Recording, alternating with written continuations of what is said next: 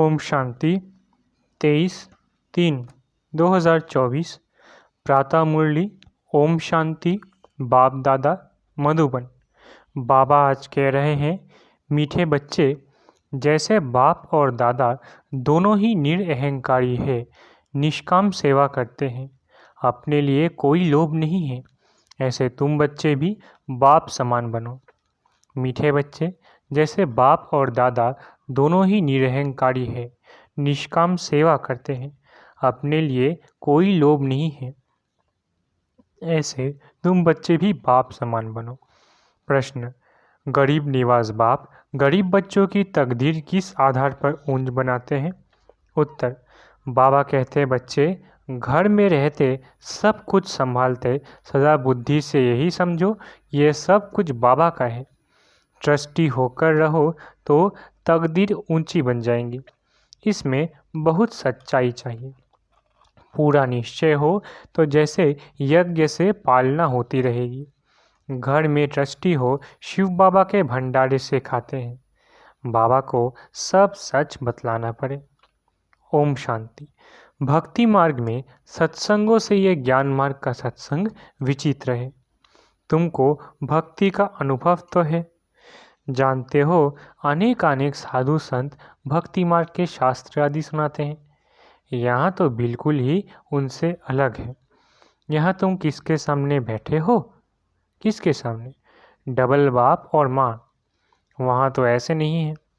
तुम जानते हो यहाँ बेहद का बाप भी है, मम्मा भी है, छोटी मम्मा भी है। इतने सब संबंध हो जाते हैं। वहाँ तो ऐसा कोई संबंध नहीं, न कोई वो फॉलोअर्स ही है। वो तो है निवृत्ति मार्ग। उनका धर्म ही अलग है, तुम्हारा धर्म ही अलग है। रात दिन का फर्क है। ये भी तुम जानते हो, लौकिक बाप से अल्पकाल क्षणभंगुर सुख एक जन्म के लिए मिलेगा, फिर नया बाप नई बात। यहाँ तो लौकिक भी है, पारलौकिक भी है और फिर अलौकिक भी है। लौकिक से भी वर्षा मिलता है, पारलौकिक से भी वर्षा मिलता है।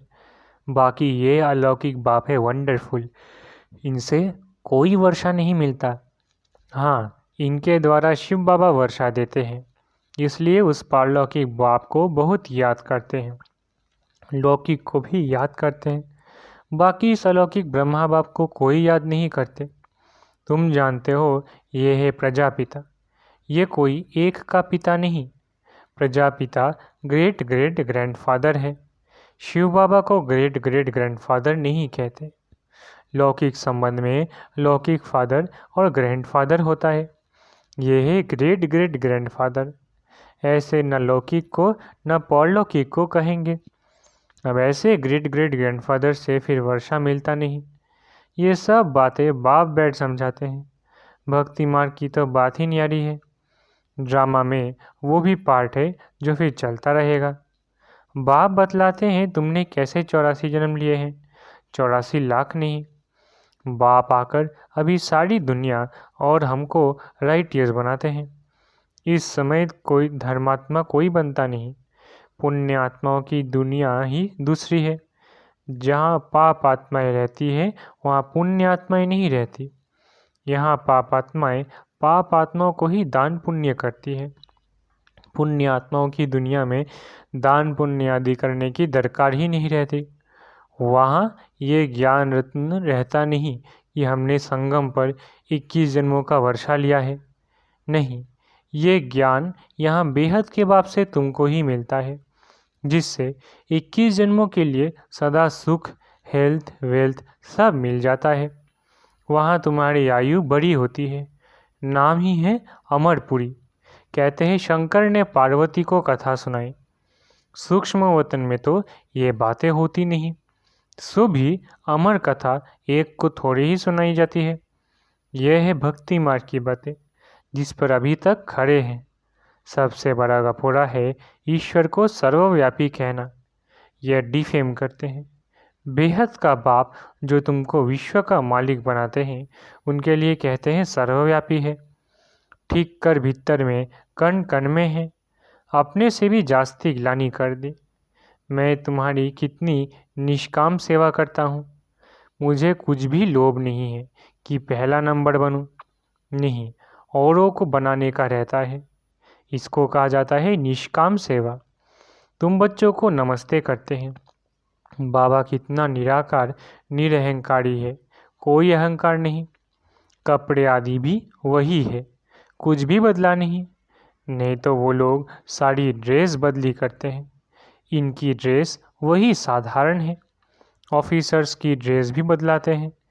इनकी तो वही साधारण पहरवाइश है, कोई फर्क नहीं। बाप भी कहते हैं मैं साधारण तन लेता हूँ। वो भी कौन सा, जो खुद ही अपने जन्मों को नहीं जानते कि हम कितने पुनर्जन्म लेते। वो तो 84 लाख कह देते। सुनी सुनाई बातें हैं, इससे फ़ायदा कुछ नहीं। डराते हैं ऐसा काम किया तो गधा कुत्ता आदि बनेंगे। गाय का पूंछ पकड़ने से तर जाएंगे। अब गाय कहाँ से आई? स्वर्ग की गाय ही अलग होती है। वहाँ की गाय बहुत फर्स्ट क्लास होती है। जैसे तुम 100% संपूर्ण, तो गाय भी ऐसे ही फर्स्ट क्लास होती है। श्री कृष्ण कोई गौ नहीं चराते हैं। उनको क्या पड़ी है? यह वहाँ की ब्यूटी दिखाते हैं।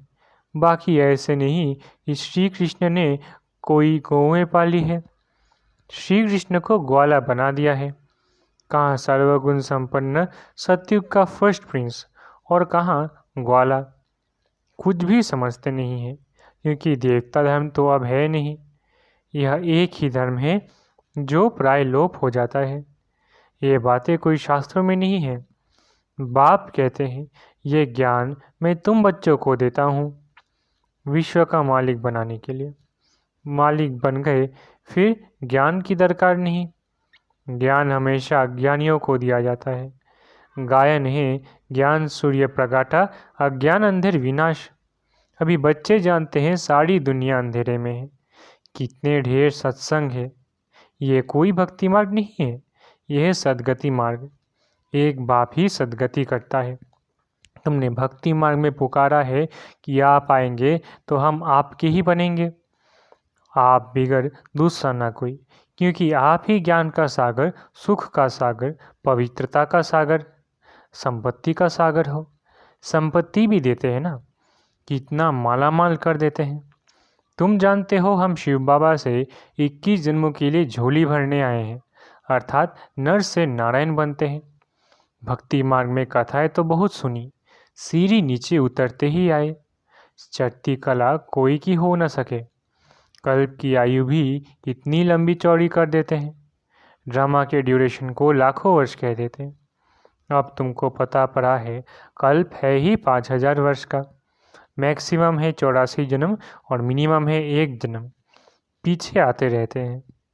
निराकारी झाड़ है ना, फिर नंबरवार आते हैं पार्ट बजाने। असल में तो हम निराकारी झाड़ के हैं। फिर वहाँ से यहाँ आते हैं पार्ट बजाने। वहाँ सब पवित्र रहते हैं, परंतु पार्ट सबका अलग अलग है। ये बुद्धि में रखो। झाड़ भी बुद्धि में रखो। सतयुग से कलयुग अंत तक ये बाप ही बताते हैं। ये कोई मनुष्य नहीं बताते, दादा नहीं बताते हैं। एक ही सदगुरु है जो सर्व की सदगति करते हैं। बाकी तो सब गुरु है भक्ति मार्ग के। कितने कर्म कांड करते हैं। भक्ति मार्ग का शो कितना है। ये रुण्य का पानी मृत तृष्णा है। इसमें ऐसे फंसे हैं जो कोई निकालने जाते हैं तो खुद ही फंस जाते हैं। ये भी ड्रामा की नोंद है, कोई नई बात नहीं। तुम्हारा सेकंड सेकंड जो पास होता है सारा ड्रामा बना हुआ है। तुम जानते हो अब हम बेहद के बाप से राजयोग सीख नर से नारायण विश्व का मालिक बनते हैं। तुम बच्चों को ये नशा रहना चाहिए। बेहद का बाप 5-5 हजार वर्ष के बाद भारत में ही आते हैं। वो शांति का सागर, सुख का सागर है। यह महिमा पारलौकिक बाप की ही है। तुम जानते हो ये महिमा बिल्कुल ठीक है। सब कुछ एक से मिलता है। वही दुख हरता सुख करता है जिसके सामने तुम बैठे हो। तुम अपने सेंटर पर बैठे होंगे तो कहाँ योग लगाएंगे? बुद्धि में आएगा शिव बाबा मधुबन में है, उनको ही याद करते हो। शिव बाबा खुद कहते हैं मैंने साधारण बूढ़े तन में प्रवेश किया है, फिर से भारत को स्वर्ग बनाने। मैं ड्रामा के बंधन में बांधा हुआ हूँ। तुम मेरी कितनी ग्लानि करते हो। मैं तुमको पूजनीय बनाता हूँ। कल की बात है, तुम कितनी पूजा करते थे।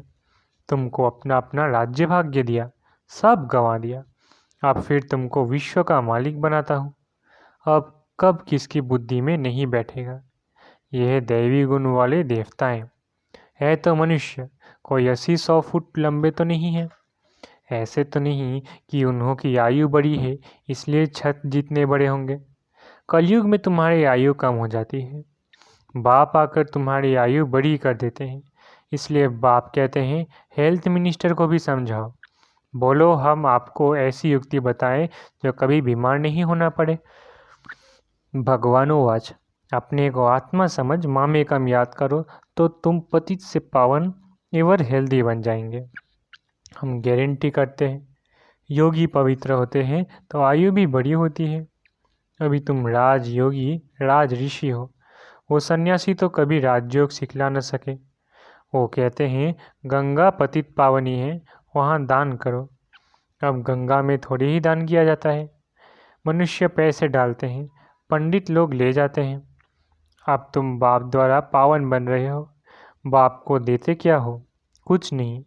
बाप तो दाता है। तुम भक्ति मार्ग में ईश्वर अर्थ गरीबों को देते थे, गोया पतितों को देते थे। तुम भी पतित, लेने वाले भी पतित। अब तुम पावन बनते हो। वो पतित पतित को दान करते हैं। कुमारी जो पहले पवित्र है उसे भी दान देते हैं, माथा टेकते हैं, खिलाते हैं, दक्षिणा भी देते हैं। शादी के बाद बर्बादी हो जाती है। ड्रामा में नूंद है फिर भी ऐसा रिपीट होगा। भक्ति मार्ग का भी पार्ट हुआ, सतयुग का भी समाचार बाप बताते हैं। अब तुम बच्चों को समझ मिली है, पहले बेसमझ थे। शास्त्रों में तो है भक्ति मार्ग की बातें, उनसे मेरे को कोई पाते नहीं। मैं जब आता हूँ तभी आकर सद्गति करता हूँ सभी की, और मैं एक ही बार आकर पुराने को नया बनाता हूँ।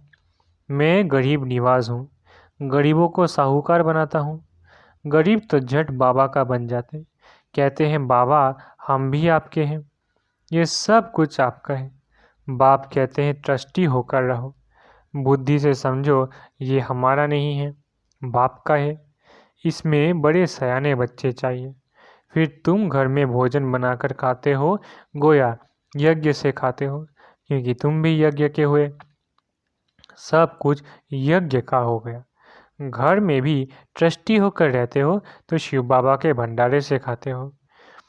परंतु पूरा निश्चय चाहिए। निश्चय में गड़बड़ हुई तो हरिश्चंद्र का मिसाल देते हैं। बाबा को तो सब कुछ बताना है, मैं गरीब निवाज हूँ। गीत आखिर वो दिन आया आज, आधा कल भक्ति में याद किया, अब आखिर मिली। अभी ज्ञान जिंदाबाद होना है, सत्युग जरूर आना है। बीच में है संगम, इसमें तुम उत्तम से उत्तम पुरुष बनते हो। तुम पवित्र प्रवृत्ति मार्ग वाले थे, फिर 84 जन्म के बाद अपवित्र बनते हो, फिर पवित्र बनना है। कल पहले भी तुम ऐसे ही बने थे। कल पहले जिसने जितना पुरुषार्थ किया है वो करेंगे, अपना वर्षा लेंगे। साक्षी हो देखते हैं। बाप कहते हैं तुम मैसेंजर हो, और तो कोई मैसेंजर पैगंबर होते नहीं। सदगुरु सदगति करने वाला एक है। अन्य धर्मात्मा आते हैं धर्म की स्थापना करने, तो गुरु कैसे ठहरे? मैं तो सबको सदगति देता हूँ। अच्छा, मीठे मीठे सिकिलधे बच्चों प्रति माता पिता बाप दादा का याद प्यारा गुड मॉर्निंग। रूहानी बाप की रूहानी बच्चों को नमस्ते। हम रूहानी बच्चों की रूहानी माता पिता बाप दादा को याद प्यार गुड मॉर्निंग और नमस्ते नमस्ते नमस्ते। शुक्रिया बाबा। धारणा के लिए मुख्य सार। पहला, सदा इसी नशे में रहना है कि शांति सुख संपत्ति का सागर बाप हमें मिला है। हमें सब कुछ एक से मिलता है। ऐसे बाप के हम सम्मुख बैठे हैं, वो हमें पढ़ा रहे हैं।